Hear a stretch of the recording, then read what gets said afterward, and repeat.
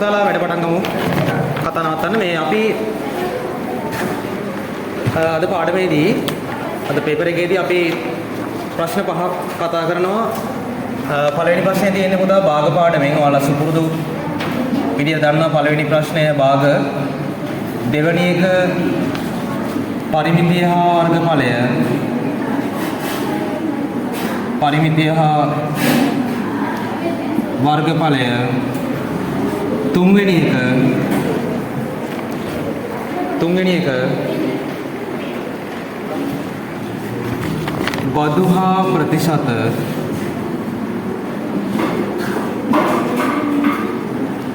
හතරවෙනි එක අපි ඊයේ කරපු පාඩමේ සමුච්චිත සංඛ්‍යාත වක්‍රය ඇසුරෙන් ප්‍රශ්නයක් තියෙන්නේ. පුතා මේ ප්‍රශ්නය මේ O level ප්‍රශ්නයක්.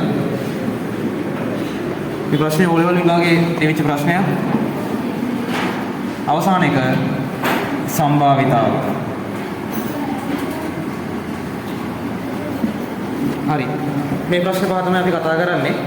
අපි මුලින්ම මේ අංක 4 ප්‍රශ්නේ කතා කරගමු. ගන්න තියෙනවා පේපර් එකේ නිතරම කියවන්න ඕනේ. පහත දී ඇත්තේ සන්තතික දත්ත 48ක සමූහිත සංඛ්‍යාත ව්‍යාප්තියකි. මේ සන්තතික කියන වචනෙට බය වෙන්න එපා. සන්තතික කියන්නේ දශම නෙවෙයි තියෙන ඔක්කොම පූර්ණ සංඛ්‍යා කියන එක. සන්තතික දත්ත 48ක සමූහිත සංඛ්‍යාත ව්‍යාප්තියකි. මෙහි 10 20 පන්ති ප්‍රාන්තරය කියන්නේ 10ට සමාන හෝ ඊට වැඩි නමුත් 20ට අඩු දත්ත සියල්ල අයත් වේ කියන එක. අනිකුත් පන්ති ප්‍රාන්තරද පරිදිම වේ. හරිද? එතකොට අංක 4 වගුවක් තියෙනවා. මේ ඇවිල්ලා ලකුණු ප්‍රාන්තරය 10 20 20 30 40 40 50 50 60 60 70. ඒ තමයි ලකුණු තීරුව. ඊට පස්සේ සංඛ්‍යාත තීරුව. සංඛ්‍යාතය 6 8 12 15 5 12 15 5 අවසානක 20 තියෙනවා. ඒ සංඛ්‍යාත තීරුව. ඊට පස්සේ සමුච්චිත සංඛ්‍යාතය. සමුච්චිත සංඛ්‍යාතය කියලා ළඟ තීරුව තියෙනවා. හරිද? ඔයා මේක දන්නවා ඉතින්. මේ අහන්නකෝ පුතා සමුච්චිත කියන වචනේ තියෙන නම් මේ දැන් අද ඇත්තටම මේක මේ හෙනම වැරද්දක් වල කරේ. සමුච්චිත කියන වචනේ තියෙන නම් වක්‍රය අඳින්න ඕන. සමුච්චිත සංඛ්‍යාත වක්‍රය. තේරුණාද? ගානේ සමුච්චිත කියලා වචනේ තියෙද්දි වෙනේ මොකුත් කරන්න ඕනේ නැහැ. සමුච්චිත සංඛ්‍යාත වක්‍රය තමයි තියෙන්න අදින්න. හරි ප්‍රස්තාර කොලයකුත් තියෙනවා. ඒක තමයි මේ තියෙන්නේ. වෙන වෙන හිතන්න යන්න එපා. එතකොට මේ සමුච්චිත කියන්නේ පුතා එකතු වෙච්ච සංඛ්‍යාතය 6යි 8යි 14යි 6යි 8යි 14යි 14යි 12යි 26යි. හරි මේ හතරෙම එකතුව 26යි මේ තුන 26යිනේ. 26යි 15යි 41යි. මේ හතරම 41යි 41යි 5යි 46යි. මෙතන 48යි කියලා දීලා තියෙනවා. ඒ කියන්නේ මෙතන දෙකක් වෙන්න ඕනේ. 46යි දෙක කියන්නේ 40ට වෙන්න ඕනේ. නේද? එතකොට මේ පුරවන්න තියෙනවා මෙන්න මේ 26 පුරවන්න තියෙනවා. sorry 26 නෙමෙයි. 41 පුරවන්න තියෙනවා. 46 පුරවන්න තියෙනවා. මේ දෙක කියන එක පුරවන්න තියෙනවා. ඔය ටික හරිනම් හරි දාන්න. ඊට පස්සේ කියනවා මේ තුනම හරිනම් ලකුණු තුනකුත් දෙන්න හොඳේ. ඒ තුනම හරිනම් ලකුණු 3යි. ඊට පස්සේ කියනවා මේකට අදාළව සමුච්චිත සංඛ්‍යාත වක්‍රය ඇඳ මේ වගුවට අදාළ සමුච්චිත සංඛ්‍යාත වක්‍රය ඇඳ ඒ සුරෙන් සංඛ්‍යාත ව්‍යාප්තියේ මධ්‍යස්ථය සොයන්න කියලා. පුතා මතකයි නේද? මේ සිරස් අක්ෂය කියන්නේ සමුච්චිත සංඛ්‍යාතය. මෙතන ඉන්නේ සමුච්චිත සංඛ්‍යාතය. හරිද? මෙතන ඉන්නේ සමුච්චිත සංඛ්‍යාතය උඩ ඉන්නේ. මේ පැත්තේ ඉන්නේ පන්ති ප්‍රාන්තර. එහෙම නැත්නම් ලකුණු. මෙතන බිඳුව. මාත් එක්කම ඇඳගන්න මේ කමක් නෑ මේ නෝට් පොතේ ඇඳගන්න ප්‍රස්තාර කොලයක් ඕනේ නෑ. ප්‍රස්තාර කොලේ විභාගෙදී හම්බ වෙනවනේ. කොලයක් කියන්නේ මේක print කරලාම දෙනවා හොඳේ. දැන් විභාගෙදී මෙහෙම එකක් දුන්නාම ඉතින් ආයෙ වරද්දන්න එපා. ඔය අද කරා වගේ ආයෙ අඳින්නේ ඒව කරන්න බෑ. මේකෙම අඳින්න ඕන. එකපාරින් අඳින්න ඕන. ආයෙ වැරදුනොත් වැරදුනාම තමයි. 10න් 10 ලකුණු කරමු. 10 20 30 40 50 70 නම් දිනවනේ.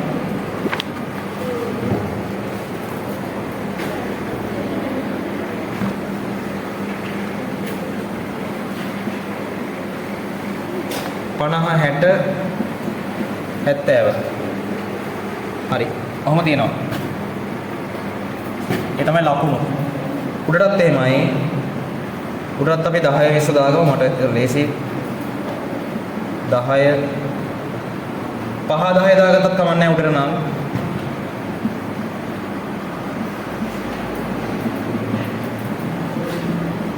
හරි. උදා මේ කොටු 10යි ගන්න හොඳේ. කොටු 10යි චූටි කොටු 10යි. මෙතන චූටි කොටු 10යි. පහ නම් 5යි. පහේවත් ලකුණු කරගමු. උඩ පැත්තට පහේවත් ලකුණු කරගන්න තරමට තමයි හොඳ. මොකද ඒකේ ලොකු පැතිරීමක් තියෙනවනේ. තියෙන ඒවා 12 තියෙන 14 තියෙනවා 6 තියෙනවා 26 තියෙනවා. එතකොට පහෙන් පහ තමයි උඩට ගන්න ඕන. හරිනේ. ඔන්න ඕක අඳ ගන්න ඕන. අනිවාර්යෙන් අක්ෂ දෙක ලකුණු කරන්න ඕන. තිරස් අක්ෂය ලකුණු. ලකුණු නම් පන්ති ප්‍රාන්තර. ලකුණු ප්‍රාන්තර කියලා මේක දීලා තියෙන්නේ. ලකුණු ප්‍රාන්තර. හරි. ඔය තමයි මූලික දේවල් ටික හැමෝම කරන්න ඕන. කො කරනවද? හරි. දැන් අඳිමු. මම ඊයේ කිව්වා මොකද්ද කරන්න ඕන? මෙතන මේකේ බිංදුව 10 නේ. 10 20 තියෙන එක හිතන්න එපා වැඩියට. හරිද?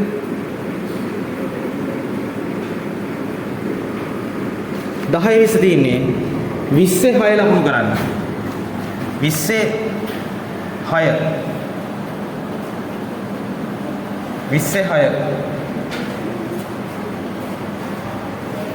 20 6 මම මෙතන වෙන වැඩේ කියන්නම් පස්සේ. 26 ඊළඟට 30 14 මේ ඉහළ සීමාවයි මෙතන 20 26 තමයි මෙතනින් ගන්නෙ. මෙතන ඉහළ සීමාවයි සමුච්චිත සංඛ්‍යාත තමයි එක ලක්ෂයක් වෙන්නේ. මෙතන 30 14 ඔය විදිහට ගන්න. 40 26 හරිනේ. 50 41 60 46 70 48 කොහෙන්ද කියලා දෙනවා.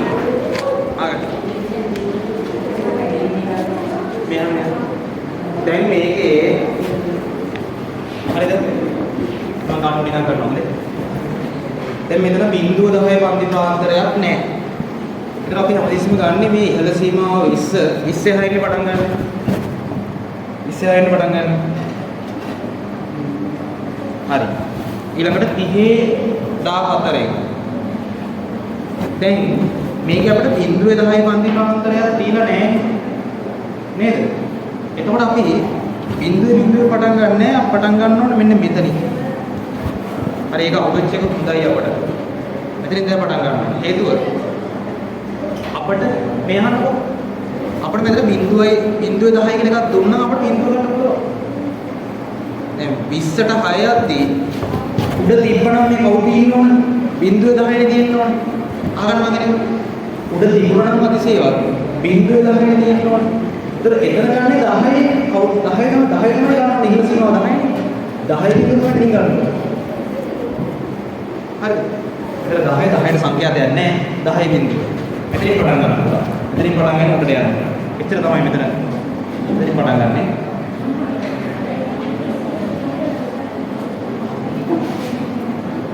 ඒක මතක තියාගන්න. ඒ ගාන දීලා තින්නේ මේක අල්ල ගන්න තමයි.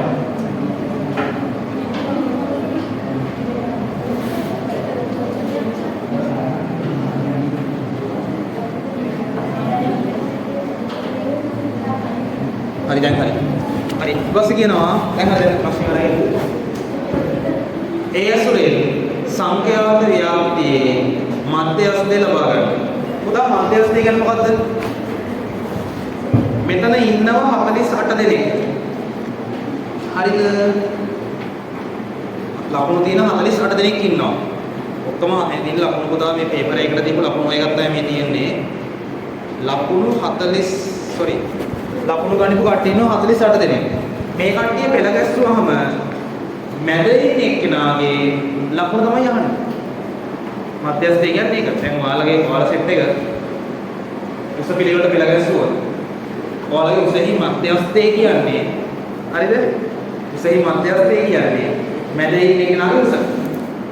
නේද? සාමාන්‍යයෙන් සාපේක්ෂව ටිකක් උස ටිකක් පිටි කෙනාගෙන උසයි පිටි අතර ඉන්න කෙනා තමයි අහුවෙන්නේ. මැද මට්ටමේ කෙනා. අහන්න. එතකොට මේක මධ්‍යස්ථය කියන්නේ 48 මං කියවනේ මධ්‍යස්ථය කියන්නේ අපි ලක්කන් දෙක නේද? මධ්‍යස්ථය කියන්නේ දෙවන චතුර්ථකය. නේ මධ්‍යස්ථය කියන්නේ දෙවන චතුර්ථකය. දෙවන චතුර්ථකය හොයන්නේ කොහොමද?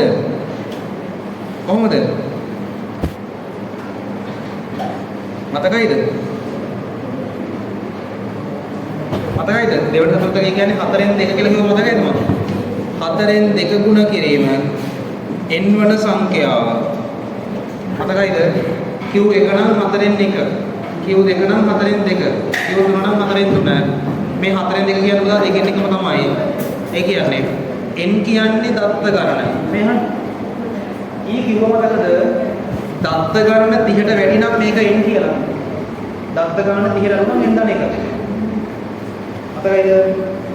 දත්ත ගණන n 30ට වඩා වැඩි මේ සමුද්දි සංඛ්‍යාත වක්‍රවල මේ 48ක් තියෙනවනේ. දැන් ඊ අපේ තමයි මේ නෝට් එක අනිවාර්යෙන් ලියාගන්න ගොඩක් වැඩ කරා මේක සම්බන්ධව. එතකොට උත්තර එනවා. මේක ආදේශ කරන්න එනවා අපිට. ආයෙත් කරමු මේකට. මම දැන් මේක මකනවා මොකද මේක?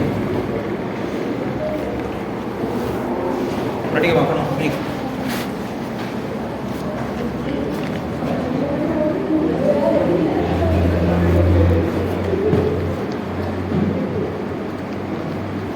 හරිද? 4න් 2 කියන්නේ දෙකෙන් එකනේ. දෙකෙන් එක කියලා ලියා ගන්නවා. දත්ත තියෙන්නේ ඔක්කොම 48යි. මේ කියන්නේ 48න් භාග කියන පුතා 24. 24 වන දත්තේ නැත්නම් 24 වන සංඛ්‍යාව දත්තේ කිව්වත් හරි. 28 වෙනියට ඉන්න කෙනාගේ ලකුණ තමයි පුතා මධ්‍යස්ථ වෙන්නේ. මේ ඉන්නේ 28 වෙනිය මෙතන. කොහොමද කරන්නේ? අඩිරෝල තියලා යා කරගෙන යන්න ඉස්සරහට. යා කරගෙන ගිහිල්ලා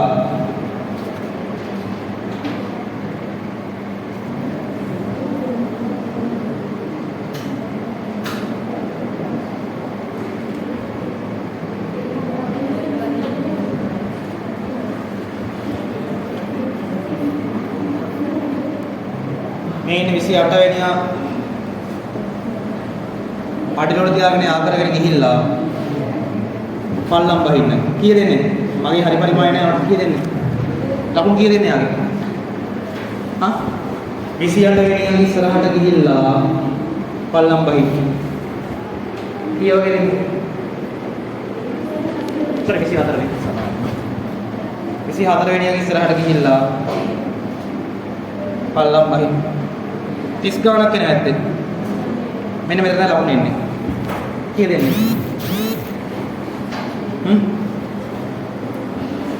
කීය දෙන්නේ? 29 දෙන්නේ. දැන් 30 ගන්න. 39 දාන්න. 24 වෙනියාගේ ලකුණ 39 උත්තරය ඕක. මම දන්නේ අපිට 38ද 39ද කියලා.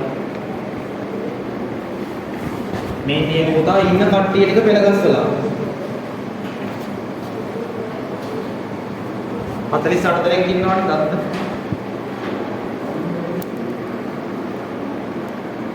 ඔයාට ඕනනම් 30 වෙනිට ඉන්න කෙනා ලකුණු ගන්න මොකද කරන්නේ? 30 ඉස්සරහට ගියා පල්ලම් බැස්සා. 45 වෙනිට ඉන්න කෙනා ලකුණු ගන්න ඕන නම් 45ට ගියා පල්ලම් බැස්සා. තේරුණාද? මේ තියෙන්නේ මේ මේ තියෙන පුතා අඩුයි නම් වැඩි වෙනකම් වැඩි වීම තියෙන. ඒක තේරුණාද? හරිනේ? මෙහා මේ වක්‍රය ඇඳලා පස්සේ අපට ඕනම කෙනෙක්ගේ ලකුණු හොයන්න පුළුවන්. කියන්නේ හරිම එක නොවුණා සාමාන්‍යයෙන් නිවැරදි උත්තරයක් තමයි එන්නේ. ඔයාලට ඕන නම් 20 වෙනි ඉන්න කෙනාගේ ලකුණු හොයන්න 20 දිගේ ඉස්සරහට ගියා පල්ලම් බැස්ස. හරි මේ තමයි මධ්‍යස්ථය. 39යි. කියනවා රෝමිලක්කම් 3 ඉහත දෙක කොටසදී ලබා කොටේ මම හරි උත්තරේ කියන්නේ. ඉහත දෙක කොටසදී ලබා මධ්‍යස්ථය එය අඩංගු පන්ති ප්‍රාන්තරයෙන්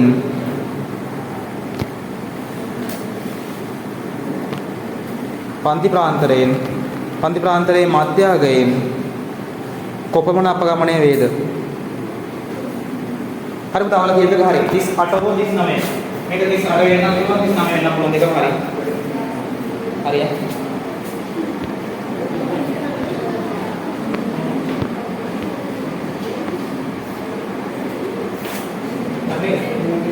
කියනවා ඉහළ දෙක කොටස ලබාගත් මධ්‍යස්ථය ඒ අඩංගු පන්ති ප්‍රාන්තරයේ මධ්‍යගයෙන් කොපමණ වෙනස් වේද? අපගමනය යන්නේ බලන්න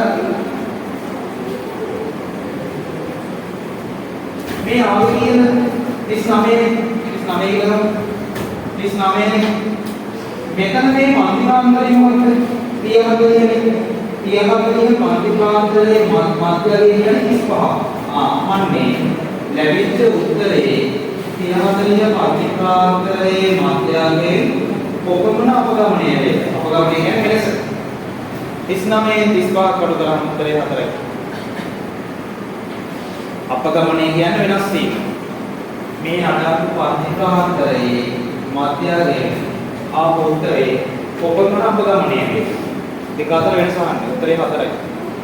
30 පන්ති ප්‍රාන්තරයේ මැද කියන්නේ 35නේ. 30 40 මැද කියන්නේ පස්සේ හරි අමිල ඒකලා ධාතු වේලා කියන්නේ ඒ සඳහා නොනැඹුරු ධාතු කට දෙකක් යොදා ගැනීම. හරිද? අමිල ඒකලා ධාතු වේලා කියන්නේ ඒ සඳහා නොනැඹුරු ඝනකාකාර ධාතු කට දෙකක් යොදා ගැනීම. එක් ධාතු කටයක මුහුණක් තුනක් කළු පාටද ඉතිරි මුහුණක් වල නිල් පාටද වර්ණ ගන්නා ඇතට අනෙක් ධාතු කටය එකේ සිට 6 දෙක අංකණය කරයි. උදාහරණ කියවලා කියවල පාටේ එන්නේ.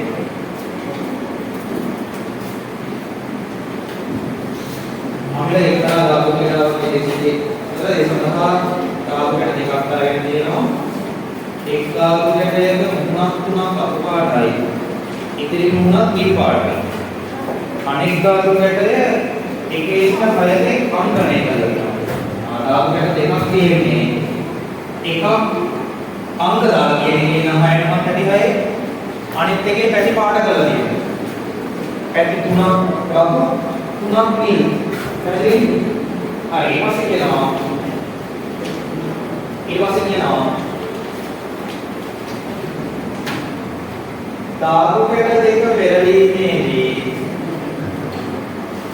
ධාතු කැට දෙක පෙරලීමේදී ලැබෙන නියම අවකාශය ලක්ෂ ප්‍රස්ථාරයේ ලකුණට දක්වන්නේ. කියන්නේ කොටු දැල නේද? නියම අවකාශය ලකුණු කරන්නේ කියලා. මහසීනේ ගන්න මේකේ. ඔයාලට දැක්කම මේක පොඩු ප්‍රශ්නයක්. ඒක ධාතු කැට දෙකක් තියෙන්නේ. එක පැත්තක කෙනෙක් දැනීම් දෙකක් තියෙන්නේ. මේ තියෙන්නේ වර්ණ ගැන්වු ධාතු කැටය. වර්ණ ගැන්වු ධාතු කැටය. මේ පැත්තේ තියෙන්නේ අංක යන ධාතු කැටය. හොඳට මතක තියාගන්න මේ කොටු දැලේ අපි ලකුණු කරන්නේ සිද්ධි දෙකක්. නේද? එකක් තමයි අංක දාපු ධාතු කැටයට දාන එක. අනිත් එක වර්ණ ගැන්වු ධාතු කැටයට දාන එක. ධාතු කැට දෙකක් නේ. මේ පැත්තේ තියෙන පුතා රතු පාට ධාතු කැටය. හරි. මේ වර්ණ ගැන්වු ධාතු කැටය. වර්ණ ගැන්වු ධාතු කැටයේ ධාතු කැටේ පැති තුනක් දක්වලු. ඒ පැති තුන R1 R2 කියලා දාගෙන. අනෙක් පැති තුන නිල්ලු P1 D2 P3. හරිනේ? ධාතු පැති දෙකක් තියෙනවා. මේක ඇවිල්ලා වර්ණකයන් නෝද එක. අනිත් එක අංකයේ ධාතු පැති. හරිද? එතකොට උදා මේ ධාතු පැති දෙක උඩ දානවා. උඩ දැම්මම මෙන්න පුළුවන්. ප්‍රතිඵල ටික තමයි අංක දාපකේ එන්න පුළුවන් උත්තර තමයි 1 2 3 4 5. හරිද? අංක දාපකේ එන්න පුළුවන් 1 2 3 4 5. මේක වෙලා අංකයේ දුක. අංක ඉක්කොල දාපු කැඩේ. හරිද? මේ පැත්තේ තියෙන්නේ පාට ගාලා දාපු කැඩේ. මේ පැත්තේ තියෙන්නේ අංකයේ දාපු කැඩේ. ওই දෙක උඩ දැම්මම එන්න පුළුවන් සියලු ප්‍රතිඵල තමයි මේක මේ ලකුණු කරන්න යන්නේ. මොන ලකුණු කරන්නේ? කාතිය දාන්න ඉන්නේ. හරි ගේස් විභාගයේ පාඩේ තමයි කරන්නේ මේ නාම 11 වසරේ පාඩම් කරන්න නැති නිසා ඒක මොනවානේ? කාතිය ටික දාන්න ඉන්නේ.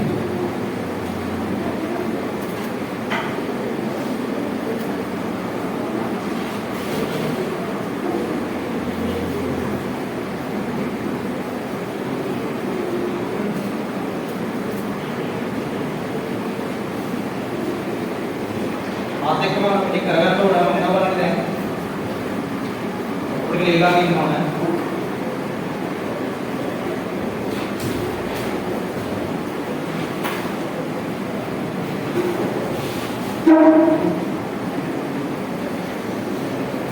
හරි. ඔක තමයි ලකුණු කරන්නේ. අර මේක නම් ලකුණු කරන්නේ. හරි බස් ප්‍රශ්න උත්තරේ. ඒ සුරේ රතු වර්ණය සමග 4ට වැඩි අගයක් ලැබීමේ සිද්ධිය කාර්යසීය තලයේ ලකුණු කර එහි සම්භාවිතාව සොයන්න. 4ට වැඩි අංකයක් එක්ක හරිද? රතු වර්ණය ලැබීම බලන්න. දැන් ඔබ ධාතු කැට දෙකක් උදාහරණයක් මේ ධාතු කැට දෙකක් උදාහරනවා. ඉන්න පුළුවන් උත්තර මොනවද? එක පැත්තක අංකයක් ලැබෙනවා. අනිත් පැත්තේ පාඩක් ලැබෙනවා. නේ? ධාතු කැට දෙකක් උදාහරණදී මේක විදියට එක පැත්තකින් අංකයක් ලැබෙනවා. අනිත් පැත්තෙන් පාඩක් ලැබෙනවා. නේ? අපිට කියන්නේ රතු පාට දෙක අංක 4ට වඩා වැඩි කියලා. රතු පාට මෙන්න රතු පාට මෙන්න රතු පාට මෙන්න අප්සෙට් එක නෙමෙයි මෙන්න අප්සෙට් එක මේක අපි අප්සෙට් එකලා තියෙනවා. දැන් මම අද ප්‍රශ්නයක් දෙවොත් මෙන්න මේකේ මොකද කියන්නේ මේක අතරින් මොකද කියන්නේ මේ මොන මේ කියන්න පුළුවන් මේක අතරින් මොකද කියන්නේ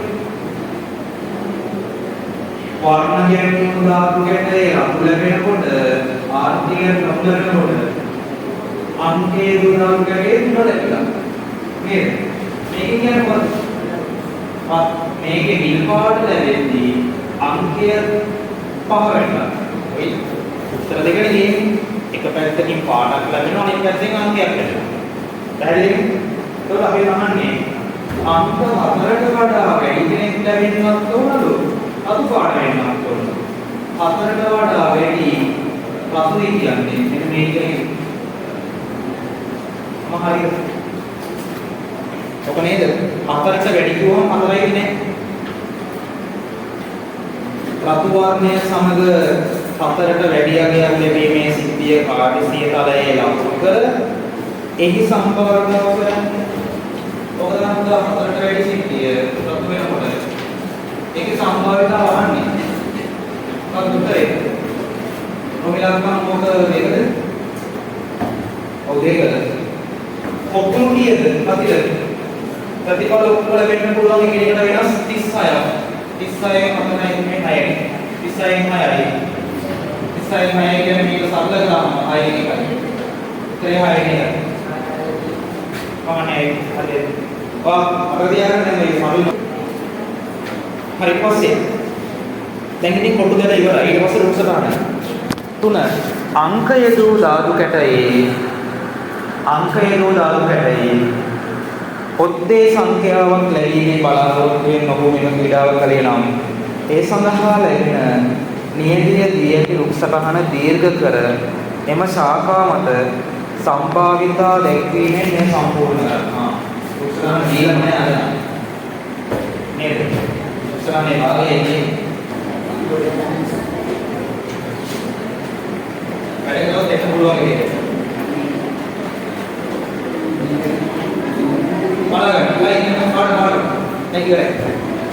अंक ඔත්තේ සංඛ්‍යාවක් ලැබෙන බලාපොරොත්තු වෙන මොහොමේ පීඩා කලේ නම් ඒ සඳහා ලැබෙන නියතිය CND උත්සාහන දීර්ඝ කර එම ශාඛාවක සම්භාවිතාවයන් දැක්වීම සම්පූර්ණ කරන්න.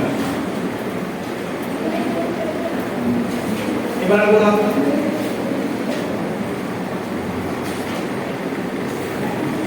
දැන් මෙහා දැන් මේක තියෙන්නේ අර සිද්ධි දෙක තමයි. එකක් මොකද්ද?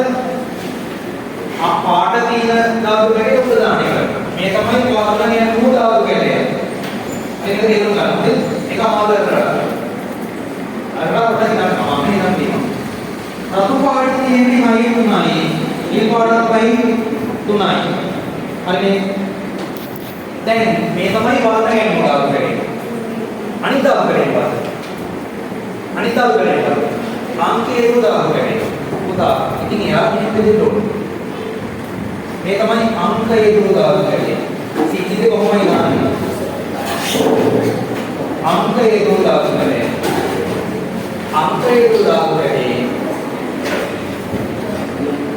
අපට ඕන ඔත්තේ සංඛ්‍යාවක් ඔත්තේ සංඛ්‍යාවක් බලාපොරොත්තු වෙන්නේ. ඉතින් එක්ක ලැබෙන්නේ ඔත්තේ එක්ක ඉරට්ට නෙමෙයි ඉරට්ට. එතකොට පුතා 1 2 3 4 5 6 සංඛ්‍යාවලින් ඔත්තේ කියන්නේ 1 3 5නේ. ඉතින් ඔත්තේ සංඛ්‍යාවක් ලැබීමේ සම්භාවිතාව කියලා 6 3 තමයි. ඉරට්ට 6 3 මේකෙත් එහෙමයි. නිල් පාට ලැබෙද්දී ඔත්තේ ලැබෙන්න පුළුවන් 6 3යි. ඉරට්ට ලැබෙන්න පුළුවන් 6 3යි. ඔන්න ඔක තමයි උත්සාහන. හරිද?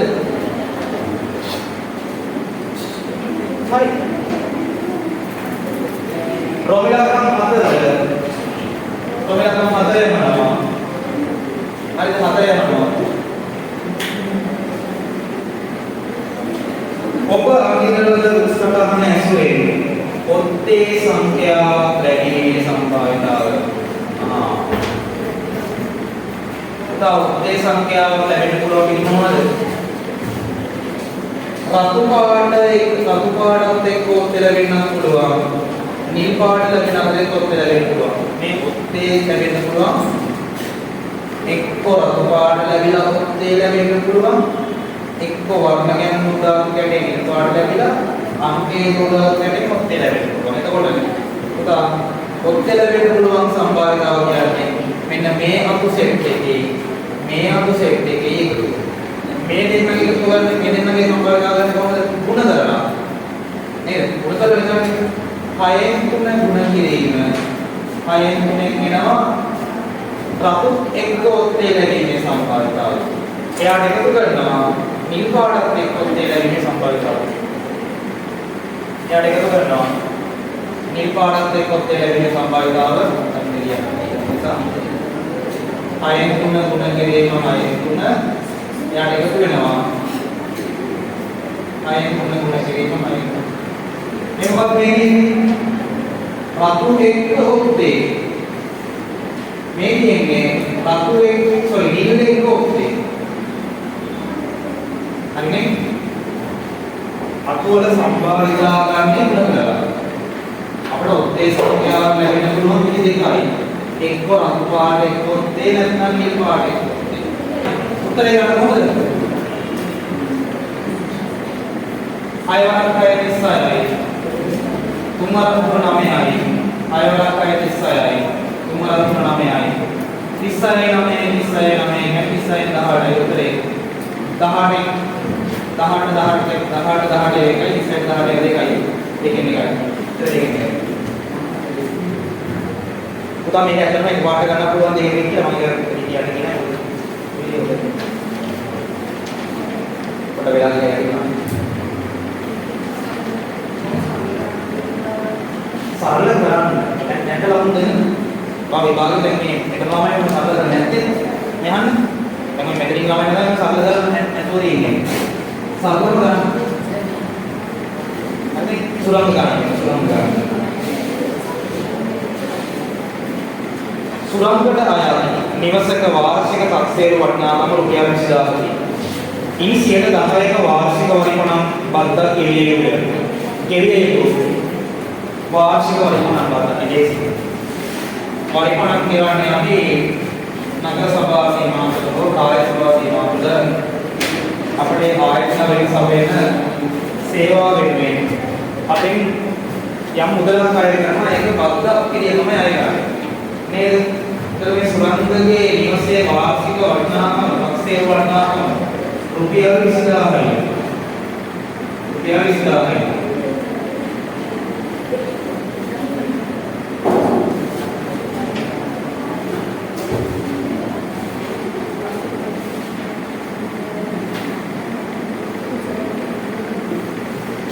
මේ නෝයි බලන්න ආසන තියෙනවද මේ ඉස්තිමාරේ. ඒක දෙනවා. උදාහරණ කියනවා රුපියල් 20000යි තක්සේරු වටිනාකම කියලා වැඩි ලාභයක් නැහැ නේද මම ගන්න පුළුවන්.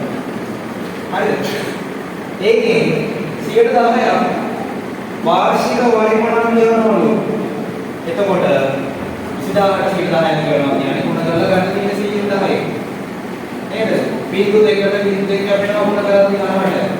296ක් 2000යි. බින්දුවන් ගන්නේ බින්දුවන් චෙක් වෙන්නේ. tereo esi වාරය දෙදායි ඔයගොල්ලන් දෙක සුරංග කියන නිවසට නිවස මාසකට රුපියල් 12000 බැගින් කුලියකදී එකවර මුදල් ලබා ගන්න.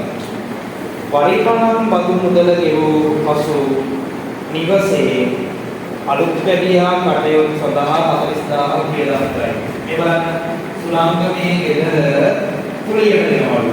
එතකොට උඩ කුලී ආදායම කොච්චරක් ලැබෙනවද? කුලී ආදායම ලැබෙනවා මාසෙට 12000යි. හරිද? අවුරුද්දට මේකපාර සල්ලි ගන්නවා කියන්නේ 12 කීයද උඩට උඩ? 12 පදා කීයද? 12 පදා කීයද? 144යි. බින්දු 3යි. අවුරුද්දට මෙයාට කුලී ආදායම ලැබෙනවා. ගෙදර කුලියට දීපු නිසා ආදායම ලැබෙනවා 1,44,000. හරි ඊට පස්සේ කියනවා වරිපණම් බදු මුදල ගෙවා තව 40000ක් මෙහා ඉඳලා කරනවා කියන මේක. එතකොට ඉතිරිවන මුදල ගන්නනේ. දැන් මෙයාට ආදායම ලැබිලා තියෙනවා මේ ගෙදරින් රුපියල් 1,44,000. හරිද? මෙයා වරිපණම් ටිකක් ගෙවලා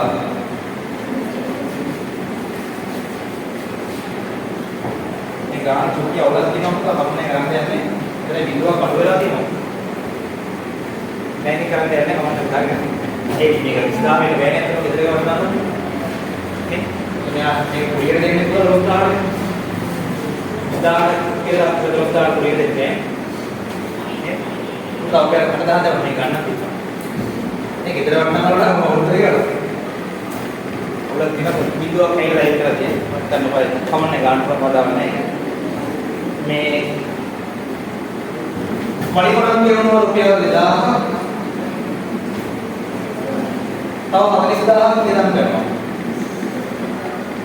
ඉතුරු වෙන්නේ කොච්චරද? 44000න් 2000ක් කියනවා 42000යි. තව 40000ක් කියනවා රුපියල් 1,02,000යි. ඔන්න ඉතිරි ගන්න. මේ තමයි ඔබට ඉදිරි වන මුදල. හරිනේ? හරිනේ? මේක නේද? මේක නෑ. ඉතිරි මුදල රුපියල් 5කින් ලාභාංශ කෙවන අන්න කොටස් වෙනද වල සම්බන්ධ කරලා ගන්නට. මේ ගාන හතරකට මම කරලා තමයි දෙන්නේ මම විභාග ගන්න. ඉතිරි මුදල රුපියල් 5කින් මුදලෙන් මේක 1,02,000 ලාභාංශ ගෙවන සමාගමක රුපියල් 20 කොටස් නිදී ගැනීම දෙකවයි මේ වසර අවසානයේ ඔබට ලැබෙන ලාභාංශ ආදායම. අපිට කියනවා දැන් මෙයා මේ 1,02,000 අරගෙන කොටස් ගන්න යනවා කොටස් වලට බලන්න. ඊයන් පස්සේ මෙයාට කොටස් කීයක් ගන්නද කොහොමද හොයාගන්නේ? මිලදී ගන්න කොටස් ගන්න ඉස්සෙල්ලා හොයා ගන්න අනිවාර්යයෙන්. අපි ඒ ගන්න දුන්නාම මේ දේවල් හොයා ගන්න පුළුවන් නේ අනිවාර්යයෙන්. රුපියල් 1,02,000 ගිහිල්ලා ගන්නේ රුපියල් 20 කොටස්. බලන්න කීයක් ගන්න පුළුවන් විදිහට බෙදලා බලන්න ඕන. 1,02,000 20 කොටස් කීයක් ගන්න පුළුවන්ද බලන්න බෙදන්න. අග බිඳුවට කැපෙනවා 10,200 බෙදන්න තියෙන්නේ දෙකෙන් 10 දෙකෙන් බෙදුවම පහයි මේවට පුළුවන් නේ 10 දෙකෙන් බෙදුවම පහයි 2 දෙකෙන් බෙදුවම 1යි බිඳු 2යි 5,100යි හරිනේ 10,200 රුපියල් මේ කොටස් 5,100යි 10,200 දෙකෙන් බෙදුවම 5,100යි කොටස් 5,100ක් මෙයා ගන්නවා. එතකොට අපිට ලැබෙන ලාභාංශ ආදායම කියන්නේ එක කොටසකට අපිට කියනවා රුපියල් 5 ගාණේ ලැබෙනවා කියලා. රුපියල් 5 ගාණේ කොටස් 5,100ක ලැබෙන ගාණ වෙන ගුණ කරන්න. 5,000 ඒව පහක් නම් 25,000යි. 100 පහකින් 500යි. රුපියල් 25,500ක් ලැබෙනවා. ඔයාලට මොකද කරන්නේ නම් ලේසි මොකද? බිඳු දෙක තියෙනවා 51 ඒව පහක් 255යි. 25,500යි. මේකමයි ලැබෙන ලාභාංශ ආදායම. හරිද? වසර අවසානයේදී ලාභාංශ ලබාගත් පසු ඔහු කොටස් සියල්ල රුපියල් 1,000කින් විකුණයි. සමාගමේ මුදල් ආයෝජනයේ ඔහු ලැබූ ආදායම යෙදුණු මුදලේ ප්‍රතිශතයක් ලෙස දක්වනවා. මෙහා දැන් කරන්නේ යනවා කොටස් ටික විකුණන්න. කොටස් විකුණුවාම ලැබෙන ලාභය මොකද කියන්නේ? කොටස් විකුණාම ලැබෙන ලාභය මොකද කියන්නේ? කොට කියන්නේ ප්‍රාර්ථන ලාභය. අපි ගාව තියෙන කොටස් හරිද? අපි කොටස් වෙන පොරේ ලබාගත් කොටස් ටික විකුණත් යක් ලැබෙනවා ප්‍රාර්ථන ලාභය. අලාභයක් ලැබෙනවා උදින අඩු විකුණනවා. දැන් ලැබෙන්නේ සාමාන්‍ය විකුණන ලාභයක් බලාපොරොත්තු වෙන්නේ. ප්‍රාර්ථන ලාභයක් ලැබෙන්නේ. ලාභය ගන්නේ කොහොමද? විකුණු මිලෙන් කොටස් වල විකුණු මිලෙන් අඩු කරනවා කොටස් වල ගෙනුම් මිල. කොටස් ටික ගන්න කොච්චරක් තියනද? 1,02,000ක්. කොටස් ටික විකුණලා තියෙන්නේ කීයටද? රුපියල් 30 ගානේ විකුණලා තියෙනවා කොටස්. කොටස් 5,100. හරි නේද? එහෙනම් මේක ගාන බලන්න පුළුවන්ද? ඉතින් බලන්න පුළුවන් ඒක කියන්නේ. එතකොට ලක්ෂයෙන් එක් කොටසක් ගන්න කීයද? රුපියල් 30කට. sorry විකුණන්නේ කීයද? 30කට. ගත්තේ කීයද? 20යි. ඒක එක කොටසක් ලාභ කොච්චරද තියෙන්නේ? එක කොටසක් අපි ගත්තේ 20ට විකුණනවා 30ට. ලාභය කියන්නේ 10නේ. දැන් කොටස් 100ක් ගත්තාම 5,100ක්. එතකොට එකකින් තියෙන ලාභය 10 ගානේ 5,100. එහෙම ගන්න ලේසියි. හරිනේ? අපි 20ට ගත්ත කොටස් රුපියල් 30ට විකුණනවා. එකකින් රුපියල් 10ක් ලාභය. කොටස් ඔක්කොම 5,100ක් තියෙනවා. ඒ කියන්නේ ලැබෙන ලාභය 5,100 10ක්. 5,100 කියලා 10ක් 51,000. හරිනේ? 10 ගුණ කරලා ඊපස්සේ කිව්වක් ආවා. මේ තමයි ප්‍රාර්ථන ලාභය. ඒ තමයි ප්‍රාර්ථන ලාභය. හරිනේ? දැන් කියනවා පොපුලර් මුළු ආදායම. මුළු ආදායම කියන්නේ මොකද්ද? මම කියවනේ කොටස් වෙළඳ පොලේ ආයෝජනයෙන් ලැබෙනවා ලාභ වර්ග දෙකක්. කියන ආදායම වර්ග දෙකක්. මොකක්ද ආදායම වර්ග දෙක? එකක් තමයි කොටස් ටික විකුණලා ගන්න ප්‍රාර්ථන ලාභය. අනිත් එක ලාභාංශ ආදායම. ඔළුව දාගන්න. කොටස් වෙළඳ පොලේ ආයෝජනය කරනම අපට ආදායම වර්ග දෙකක් තියෙනවා.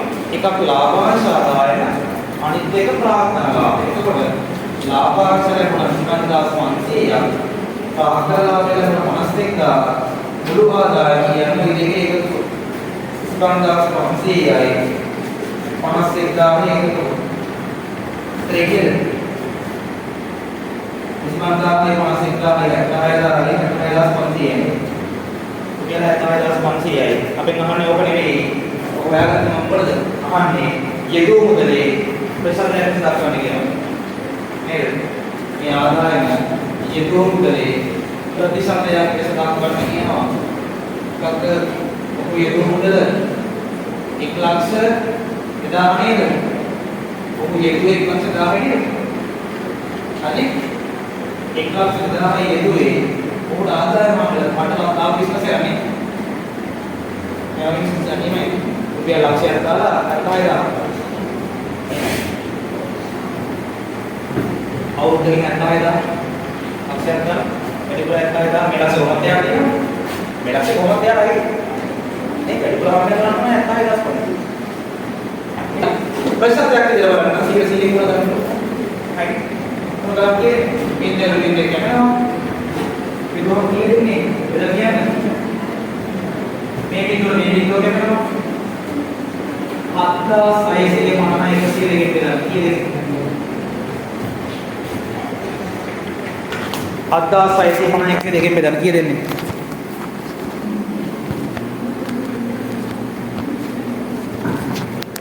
7650 100 දෙකෙන් බෙදුවාම ලැබෙනවා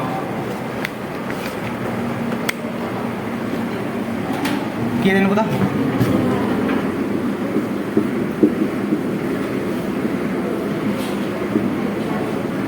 765ට 7යි 4ක් 102 714යි ඉතිරි 5න් 4ක් 1යි 6න් 5ක් 6න් එකක් ගියාම 5යි 510ට 102 5යි ලස්සන උත්තරයක් එන්නේ 5ක් 102 510යි උත්තරේ 75යි එක්තරා නිවසක ව්‍යාපෘතියකට වෙන් කරන ලද ඉඩමකින් 8න් 5ක් නිවැසියන් 25 දෙනෙකුට සමානව වෙන් කරන ලදී.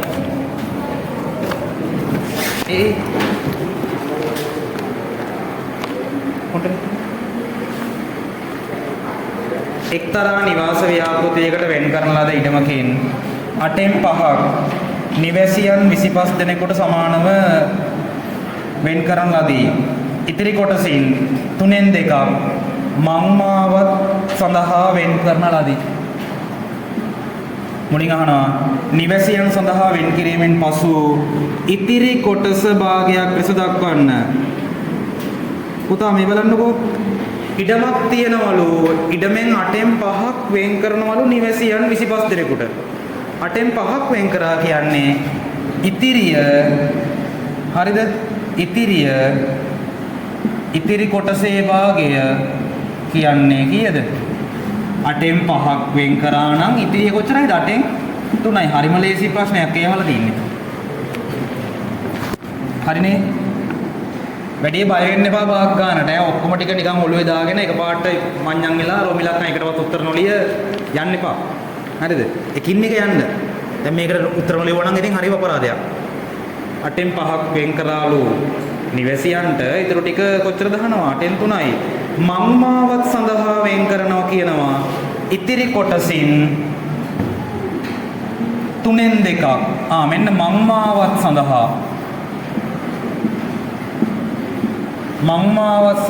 වෙන් කරනවා ඉතිරිය කොච්චරයිද 8න් 3යිනේ මේ ඉතිරියෙන් කියන එක මාර වැදගත් නෑ 8න් 3න් 2ක් ඉතිරියෙන් 3න් 2ක් 8න් 3 ගුණ කිරීම 3න් 2 කොහොමද ගන්නෙ ගුණ කරද්දි පුතා භාග ගුණ කරද්දි හරස් කැපෙනවා 3ට 3 1යි 3ට 3 1යි 2ට 2 1යි 8ට 2 4යි 4 වරක් 1 4යි 1 වරක් 1 1යි ඔන්න උත්තරේ හදාගෙන දින්න ඕනේ තොමිලකම් 3 නිවැසියන් හා මම්මාව සඳහා වෙන් කිරීමෙන් පසු ඉතිරි වූ කොටස ළමා උද්‍යානයක් හා ඔසු උයන සඳහා වෙන් කරන ලද නම් එම කොටස මුළු ඉඩමෙන් කවර භාගයක්දයි සොයන්න. මේ බලන්න. දැන් ඔන්න ඉඩමෙන් නිවැසියන්ට වෙන් කරා 8න් 5ක්. හරිද? පාරට වෙන් කරා 4න් 1ක්. දැන් මේ යම් ඉඩමක් ගැන මේ තියෙන්නේ. අර වෙන්දේසි ඉඩමක් වගේ ඉඩමක් මේ තියෙන්නේ නේ. වෙන්දේසි කරන ඉඩමක් වගේ එකක් මේ. මිනිස්සු ටිකට වෙන් කරා ගෙවල් වලට 8න් 5ක්. පාරට වෙන් කරා 4න් 1ක්. ඊට පස්සේ කියනවා දැන් මේ දෙකටම වෙන් කරාට පස්සේ ඉතිරි කොටසක් තියෙනවනේ. අන්නේ ඒ ඉතිරි කොටස ළමා උද්‍යානයක් හා ඔසු උයන සඳහා වෙන් කරන ලද නම් එම කොටස මුළු ඉඩමෙන් කවර භාගයක්ද? පුතා අහගෙන පුතා මේ බලන්නකෝ. දැන් මුළු ඉඩමෙන් නිවැසියන්ට 8න් 5ක් වෙන් කරලා පාරට 4න් 1ක් වෙන් කරලා. දැන් ඉතිරිය කොච්චරයිද? ඉතිරිය හොයමු. සම්පූර්ණ එකෙන් 8න් 5ක් අඩු කරා නිවැසියන්ට 4න් 1ක් අඩු කරා පාරට මම්මාවත් වලට. සම්පූර්ණ ගාන දැන් කීයද? මේ ඔක්කොම 8 කරගන්න පුළුවන් නේ 8. 8න් 8යි 8න් 5යි 4න් 1 කියන්නේ 8න් 2යිනේ. උඩත් දෙකෙන් ගුණ කරා යටත් දෙකෙන් ගුණ කරා 8න් 2යි. දැන් ඊටු කොච්චරයිද? 8න් 1යි. 8න් 5ක් ගියාම 3යි 3න් 2ක් ගියාම 1යි. 8න් 1යි. හරිනේ? ඉතිරිය 8න් 1යි. අපිට කියනවා මෙන්න මේ ඉතිරි කොටස ළමා උද්‍යානයක් හා ඔසු වෙන සඳහා වෙන් කරනවා. මේ ඉතිරිය කියන්නේ පුතා මේ ළමා උද්‍යානය හා ඉතිරිය තමයි තියෙන්නේ. ළමා උද්‍යානය හා ඔසු වෙනට ඉතිරිය තමයි හොඳේ. ඔසු වෙනට වෙන් කරන ලද භාගය. අන්න ඊට පස්සේ කියනවා ක්‍රම ඉලක්කම් 4 ළමා උද්‍යානය හා ඔසු යන සඳහා වෙන් කළ කොටස පර්චස් 50ක් නම් නිවැසියෙකු සඳහා ලැබුණු ඉඩමේ ප්‍රමාණය පර්චස් වලින් ලියන්න කියනවා. මෙන්න පුතා මේ බලන්න මේ ඔසු යනයි ළමා උද්‍යානය කියන්නේ ඉඩමෙන් 8න් 1ක්. ඉඩමෙන් 8න් 1ක් කියන්නේ ඒකේ ඇත්ත ප්‍රමාණය දීලා පර්චස් 50යි කියලා. එහෙනම් මුළු ඉඩමෙන් 8න් 1ක් පර්චස් 50 නම් මුළු ඉඩම කියන්නේ 8න් 8ක් නේ. මුළු ඉඩම 8න් 8ක් කියන්නේ පර්චස් 50ව කීයක්ද? කියන්න මට මේක දිහා බලලා. ඉඩමෙන් 8න් 1ක් පර්චස් 50යිලු. හරි? ඔසු උයනට දීලා තියෙන්නේ 50යිලු පර්චස්. ඒ කියන්නේ 8න් 1න්නේ 50 වෙලා තියෙන්නේ. එහෙනම් මුළු ඉඩම කියන්නේ 8න් 8ක් නේ. එකක් 50යි නම් 8ක් හොයන්න 50 ගුණ කරා 8න්. මෙන්න මුළු ඉඩම පර්චස් 400යි. 50 වටක් 400යි. හැබැයි ප්‍රශ්නේ උත්තරේ අවසාන උත්තරේ ඕක නෙවෙයි. අපිට කියනවා අපිට වැරදුනා පුතා. සෝරි. වැරදුනා. කමන්නේ. ඔක වැරදියා. මේක අවශ්‍ය නැහැ. කමන්නේ. ඔය මුළු ඉඩමනේ. පුතා නිවැසියන්ට බෙදුවේ කොච්චරයිද? යටින් ඉරි ගහන්න එපා. නිවැසියන්ට 8න් 5යි. නිවැසියන්ට 8න් 5යි. එකක් 50යි නම් 5ක් හොයන්න 50 5න් ගුණ කරනවා. පර්චස් කීයද? 50 5ක් 250. අර නිවැසියන් 25 දෙනාට මුළු ඉඩමෙන් 8න් 5ක් නේ. ඒ 8න් 5 කියන්නේ පර්චස් 250. එහෙනම් අහනවා එක්කෙනෙකුට කොච්චරයිද? මේ තියෙන්නේ පුතා නිවැසියෝ 25 දෙනෙකුට ගාන. හරිද? ගානේ තියෙනවා ඒක. එක් නිවැසියෙකුට ලැබෙන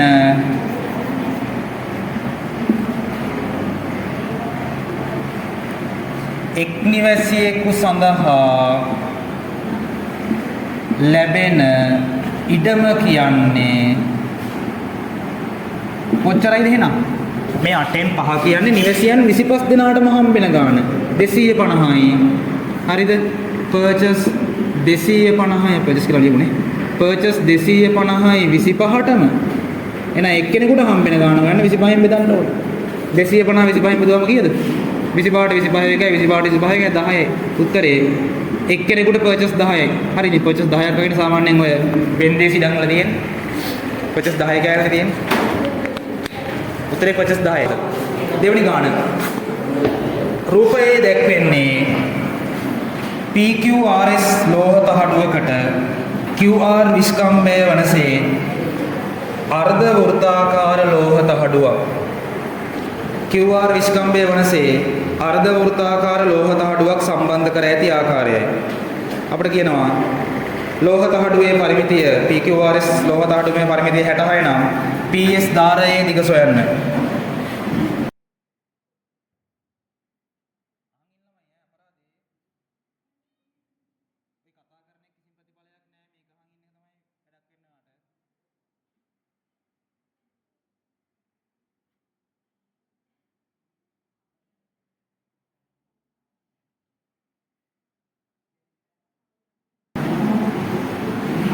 මේ තියෙන්නේ අර්ධ වෘත්තයක්. හරිද? මේ තියෙන්නේ අර්ධ වෘත්තයක්. මේ ත්‍රපීසියමක්. ත්‍රපීසියමයි අර්ධ වෘත්තයයි. මේක 14යිලු. මේක 22යිලු. මේක PS QR කොහොමද දිනනවා? හරිද? අපට කියනවා මෙන්න මේ දිගට මේ දිග සමානයි කියලා. ත්‍රපීසියම හැඩැති ලෝහ තහඩුවේ පරිමිතිය 66 නම්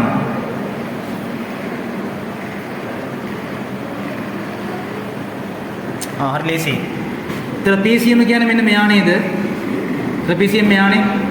ත්‍රපීසියමේ පරිමිතිය මෙහන් ඉඳ ත්‍රපීසියම් පරිමිතිය 66යිලු. මෙයක් 14යිනේ පුතා. සමාන දික් කියලා දීලා තියෙනවනේ. ඔක්කොම 66යි නම් PS අහනවා. හරි ලේසි ගානක් දීලා තින්නේ. PS දිග හොයන්න මොකද්ද කරන්න ඕන? 66න් අඩු කරන්න මෙන්න මේ තුන් දෙනාගේ එකතු. 14යි 14යි 22යි එකතු කරන්න. එකතු කරලා අඩු කරන්න. 14යි 14යි 22යි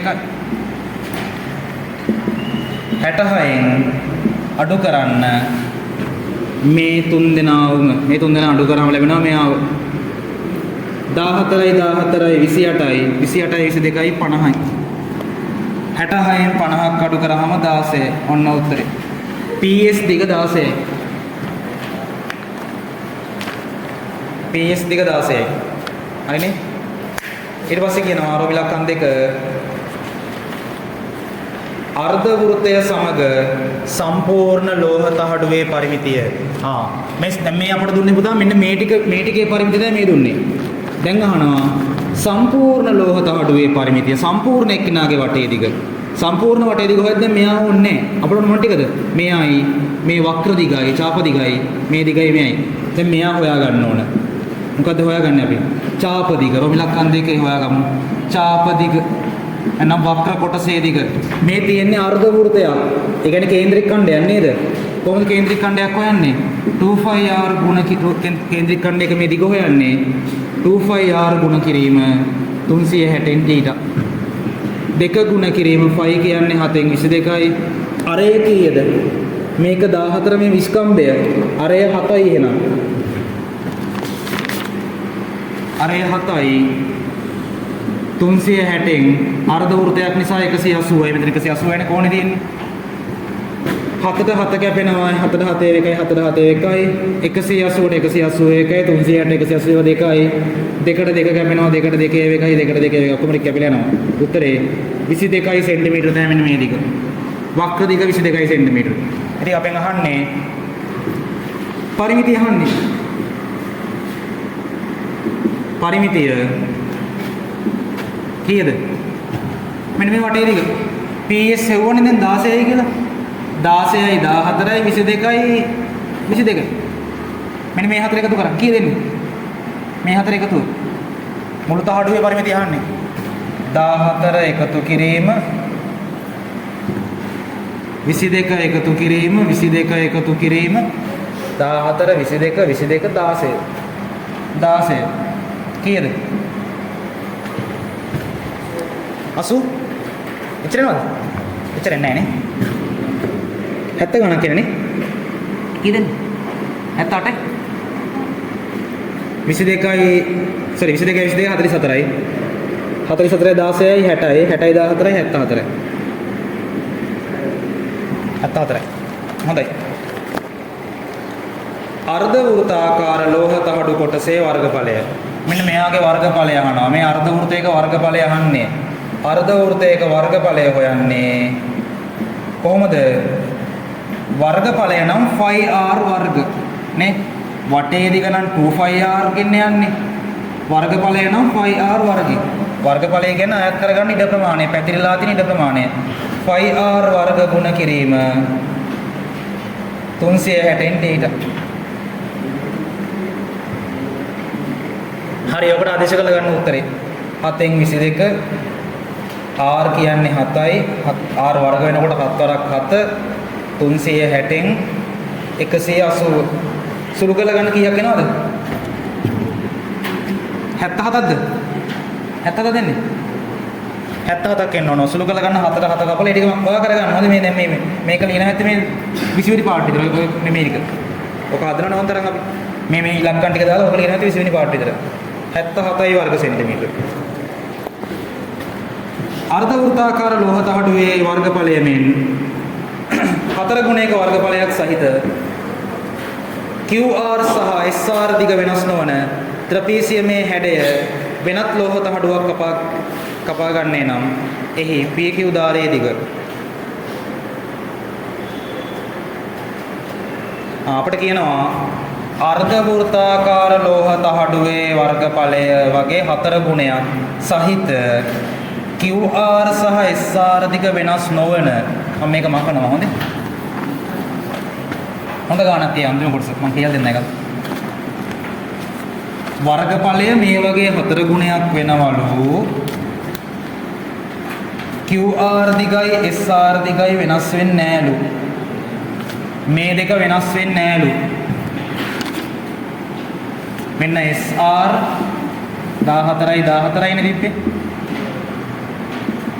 SR QR වෙනස් වෙන්නේ නෑලු. හරිද? වෙනස් නොවනසේ ත්‍රපීසියම් හැඩය සහිත වෙනත් ලෝහ ආඩුවක් කපා ගන්නේ නම් PQ දිග අහනවා. මේ ලේසි ගානක් තියෙන්නේ පුතා. වර්ගඵලය සහිත ගානක් අහන්නේ. මේ රොමිලක්කම් 4 නේද? ත්‍රපීසියමේ වර්ගඵලය ලැබෙන්නේ කොහොමද? මේක විභාගයට අහනවා හොන් තනින් තනින්. කොහොමද වර්ගඵලය ත්‍රපීසියමක? කාටද මතක? ත්‍රපීසියම් වර්ගඵලය වෙන්නේ භාගය ගුණ කිරීම සමාන්තර පාද දෙකේ එකතුව. අපි මෙයාට දාගමු x කියලා. x ධන 14 සමාන්තර පාද දෙකේ එකතුව ගුණ කිරීම ලම්බ උස මතකයිද? ඔන්න ලියාගන්න. භාගය ගුණ කිරීම සමාන්තර පාද දෙක කියන්නේ මෙන්න මේ දෙන්න. සමාන්තරයි මේ දෙන්න. ත්‍රපීසියමක මේ පාද දෙක සමාන්තරයි. සමාන්තර පාද දෙකේ එකතුව ගුණ කිරීම ලම්බ උස. අපෙන් අහන්නේ PQ දිග අහන්නේ. මම PQ දිග අහපු නිසා මම එයාට x කියලා දාගත්තා. ත්‍රපීසියම් වර්ගඵලය අපට දෙනවා. මොකද්ද? අර්ධ වෘත්තයේ වර්ගඵලය වගේ 4 ගුණයක් කියනවා. 77 4ක් කීයද? 77 4ක් කීයද? 77 4ක් වෙනවා මෙතන. මෙතන පුතා මොකද්ද වෙන්නේ? ගුණ කරද්දී මේ වරහණ තනි කිරින්ද ගන්න. 2යි 14 කැපෙනවා. 2ට 2 1යි 14ට 2 7යි. x ධන 14 වාරයක් 7 කියලා එන්නේ. 77 4ක් කියනකොළු 70 4න් 280යි. 7 4ක් 28යි. 280යි 28යි 308යි. 308යි. මං 7 ඉස්සරහින් තියාගන්නවා. ඔන්න ඔහම 4ක් ඕකනේ. ඉතින් මෙයාම සුළු කරන්න පුළුවන් පුතා කොහොමද? දෙපැත්තම බෙදනවා 7ෙන්. මෙතන ගුණ කිරීම නෙවෙයි තියෙන්නේ. මේ පැත්තත් 7ෙන් බෙදනවා. ඒතර උත්තරේ ගන්න පුළුවන්. කොහොමද 308 7ෙන් බෙදුවම එන්නේ කීයද? 30ට 7 ඒවා 4යි. ඉතිරි 2යි. 28ට 4 ඒවා 7 ඒවා 4යි. මෙතන 7ට 7 කැපිලා යනවා. x ධන 14 14 මම මෙහෙට දැම්මහම අඩු වෙනවා. x සමානයි කීයද? 30යි. අන්න බලන්න උත්තරය ආවා. PQ දිග සමානයි 30 සෙන්ටිමීටර. ඔන්න අද ඔක්කොම කතා කරා පළවෙනි වතාවට. අද සමරන්න ඕන දවසක්. අද බලන්න අඩුයි අය පාරට. පහම කතා කරා. මේක තේරුණානේ මේ ගාන?